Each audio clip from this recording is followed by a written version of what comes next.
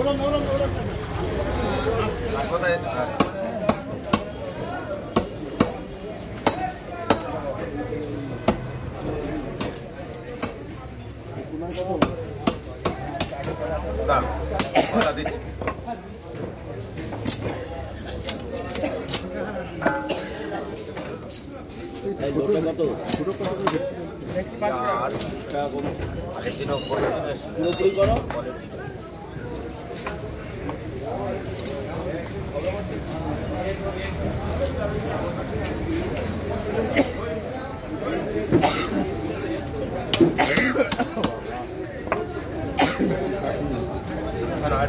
আমি বানাচ্ছি আলু দিয়ে আর মাছের পাতলা ঝোল। এই পদটি অত্যন্ত সুস্বাদু ও স্বাস্থ্যসম্মত।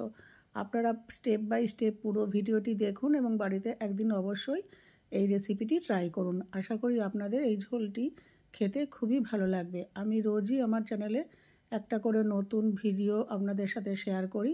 আপনারা অবশ্যই সেগুলো দেখবেন এবং ভালো লাগলে কমেন্ট করবেন, তাতে আমরা অনেক উৎসাহিত হই এবং আরও নতুন ভিডিও দিতে পারি।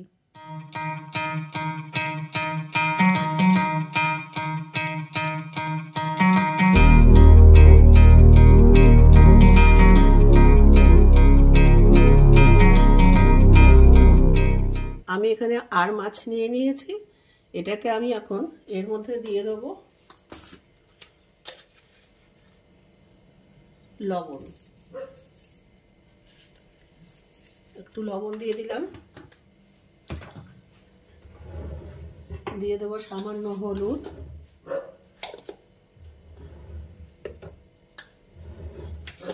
জাস্ট মাছটাকে মাখিয়ে রাখার জন্য একটুখানি হলুদ দেব,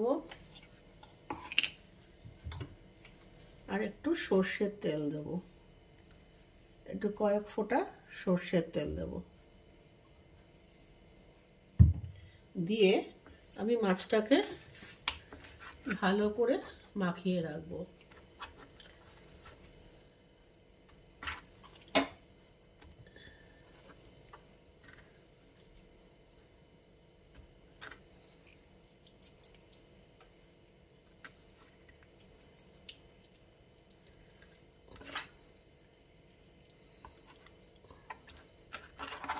আচ্ছা, এটা মাখানোর সময় আমি একটু সর্ষের তেল দিলাম, তার কারণ হচ্ছে এই মাছ একটু ভাজতে গেলে ফাটে, ছিটে আসে।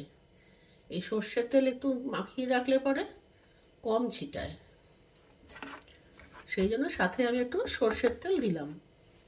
যেসব মাছ ভাজতে গেলে ফাটে, ছিটায় গায়ে, সেগুলোতে একটু আগের থেকে একটু সর্ষের তেল মাখিয়ে রাখলে কম ফাটে। তারপরেও আরেকটা ট্রিক্স আছে, সেটা আমি দেখাচ্ছি। আমি একটা গ্যাসে কড়াই বসিয়ে দিয়েছি। এবারে দিয়ে দেবো ভাজার জন্য সর্ষের তেল। এটা আমি পুরো সর্ষের তেলে মাছটা রান্না করব। কড়াইতে তেল গরম হয়ে গেছে। মাছ ভাজার আগে আমি দিয়ে দেবো তেলের মধ্যে অল্প একটু 1 পিঞ্চ লবণ, তাহলে এখানে তেলটা কম ছিটবে, কম ফাটবে। এইবারে আমি এক এক করে দিয়ে দেবো মাছগুলো। এখানে মাছগুলো এভাবে দিয়ে দেবো। যারা বিগিনার্স বা তেল ছেটার ভয় আছে, তারা এরকম খুন্তিতে করে দূর থেকে ছাড়তে পারেন, কোনো অসুবিধা নেই। এরকম খুন্তি করে নিয়ে, বা একটা লম্বা আরও লম্বা খুন্তি পাওয়া যায়, সেই খুন্তি করে দিয়ে আপনারা মাছগুলো এরকম আস্তে আস্তে এরকম প্লেট করতে পারেন।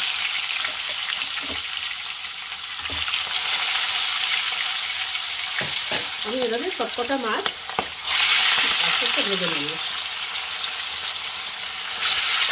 একটু লাল করে মাছটা আমি ভেজে নেব। এই মাছগুলো আমার ভাজা হয়ে গেছে, আমি এগুলো তুলে রাখবো। আর বাকি মাছগুলো আমি ভেজে এবার ফিরে আসবো। আমি এখানে যে মশলাগুলো ব্যবহার করব, আমার এখানে 800 গ্রাম মাছ আছে, সেই অনুপাতে আমি মশলাগুলো ব্যবহার করব। আপনারা আপনাদের মাছের পরিমাণ অনুযায়ী মশলা কম বা বেশি অবশ্যই করে নেবেন। আমার সব কটা মাছ ভাজা হয়ে গেছে। এবারে আমি 2টো আলু এরকম লম্বা করে কেটে নিয়েছি। আলু, এটা আমি ঝাল করব না, যেহেতু ঝোল করব, একটু আলু দেব। আলুটা এবারে একটু লাল করে ভেজে নেব। এই আলুটাও আপনারা আপনাদের পছন্দ মতন বা পরিমাণ মতন দেবেন। আপনারা কতজনের জন্য মাছ বানাচ্ছেন, কত পরিমাণে মাছ বানাচ্ছেন বা কতজন লোকের জন্য বানাচ্ছেন, সেই অনুযায়ী আলুটা দেবেন। মশলাগুলোও তাই, আপনাদের মাছের পরিমাণ অনুযায়ী আপনারা মশলা কম বেশি করে নেবেন। সেম মশলাই দেবেন, জিনিসটা একই দেবেন, কিন্তু পরিমাণটা আপনারা আপনাদের মাছের পরিমাণ অনুযায়ী অবশ্যই কম বেশি করে দেবেন।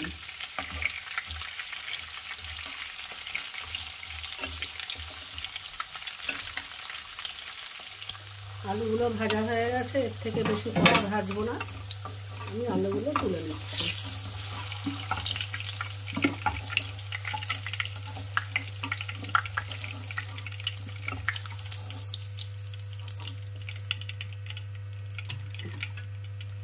আমার এতটা তেল মাছে লাগবে না, আমি বেশি তেল দিয়ে আজকে রান্না করব না, পাতলা করব, সেই জন্য তেল আমি এখানে কিছুটা কমিয়ে নেব। আমি তেলটা কমিয়ে নিয়ে ফিরে এসেছি। এবারে দিয়ে দেবো সামান্য একটু আস্ত জিরে, যে নর্মাল রেগুলার জিরে আমরা ব্যবহার করি সেইটা, একটা শুকনো লঙ্কা,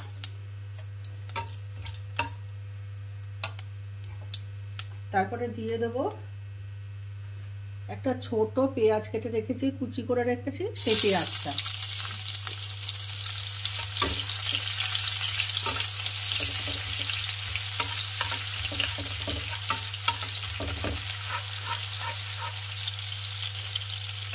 পেঁয়াজটা একটু লাল করে ভাজা হবে।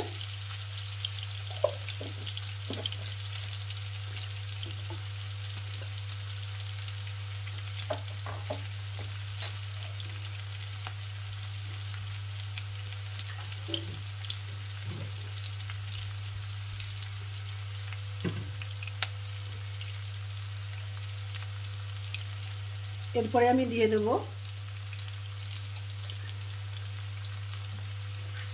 1 চামচ জিরে গুঁড়ো, 1.5 চামচ জিরে গুঁড়ো, 1/2 চামচ ধনে গুঁড়ো, 1/2 চামচ লবণ, 1/4 টিএসপি হলুদ, আর অল্প, আপনারা কে কতটা ঝাল খান সেই বুঝে অল্প লঙ্কা গুঁড়ো।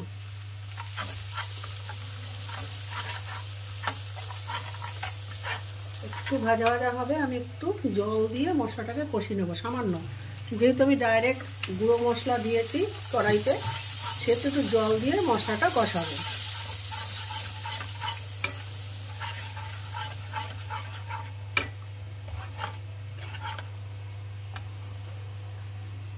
মশলাটা কষে এসছে, এবারে আমি একটা ছোট টমেটোর হাফ করে নিয়েছি, দিয়ে দেবো টমেটোটা। সব রান্নায় কিন্তু বেশি টমেটো ভালো লাগে না, আর আপনারা যদি এটা বাটা মশলায় করতে পারেন তাহলে এই জিরে বাটা, ধনে বাটা, লঙ্কা বাটা যদি পেস্ট করে করতে পারেন তাহলে এটার টেস্ট আরও ভালো আসে, এই মাছটার টেস্টটা। কিন্তু তাড়াহুড়োর সময়ে তো সবসময় বাটাবুটি করে রান্না করা যায় না, সেই জন্য আমি আজকে গুঁড়ো মশলা করলাম। কিন্তু এটা বাটা মশলা দিয়ে করলে আরও ভালো স্বাদ আসে। এবারে দিয়ে দেবো ভেজে রাখা আলুগুলো।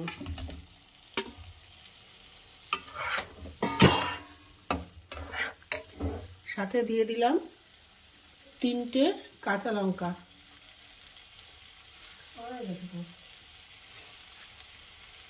এবারে দিয়ে দেবো পরিমাণ মতো জল। এটা আপনারা আপনাদের কতটা ঝোল করবেন সেই বুঝে জলটা দেবেন। আমার ঝোল বেশি লাগবে, সেই জন্য জলটা আমি বেশি দিলাম। এবার এটা ফুটবে, আলুটা সিদ্ধ হতে থাকবে, তারপরে ফিরে আসছি। এখানে মাছের ঝোলের আলু সিদ্ধ হয়ে গেছে, ঝোলও ফুটে গেছে। এবারে আমি দিয়ে দেবো ভেজে রাখা মাছটা।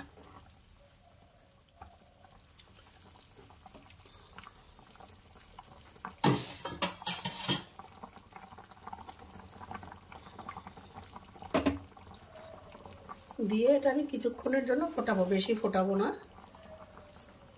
মিনিট খানিক একটু ফুটবে। এটা ঝোল ফুটে গেছে।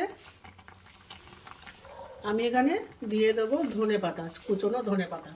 এটা শীতকালে যেহেতু রান্না করছি সেহেতু দিলাম ধনেপাতা। কেউ যদি ধনেপাতা খেতে পছন্দ না করেন অল্প একটু গরম মশলা দেবেন, বেশি না, 1/4 টিএসপি একটু গরম মশলা দিয়ে নামিয়ে নেবেন।